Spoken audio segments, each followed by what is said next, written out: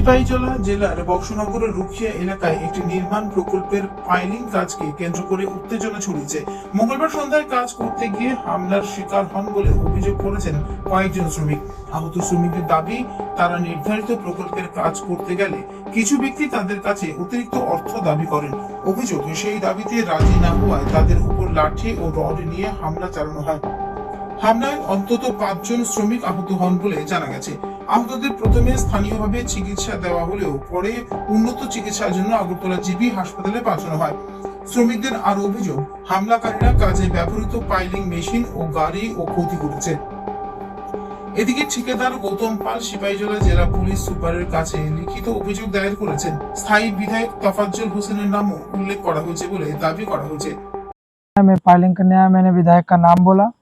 अपने विधायक जी ने बोला है तो उन लोगों ने बोला यहाँ काम नहीं करने देंगे, हमको कुछ परसेंट चाहिए। मैंने परसेंट के बारे में बात किया तो उन लोगों ने कि नहीं दोगे, तो उन लोगों ने मेरे को मारा, गाड़ी फाड़ी तोड़ फोड़ कर दिया। रोड और डंडे से मारा हम लोगों को। मैं ड्राइविंग गाड़ी चला रहा था, मेरे हाथ में ये उंगली टूट गई, ये फूट गई है पूरी, ये लड़की की उंगली पूरी फूट गई है। और बोला कि अगर परसेंट नहीं दोगे तो काम नहीं करने देंगे। तभी मैं गया तो उन लोगों ने हमको मारा और भगा दिया, गाड़ी ले जाओ यहाँ से गाड़ी ले जाओ। तो मैंने गाड़ी चालू किया, तब भी वो लोग डंडे मारते रहे। मेरे कैंपर का शीशा फूट गया, पाइलिंग मशीन का पूरा शीशा फूट गया। पाइलिंग का काम करने गया था। तो उन लोगों ने पूछा तुम कितने आदमी हो, तो मैं 5 आदमी हूँ। तो बोला यहाँ क्या करने आया, मैंने पाइलिंग का काम करने आया।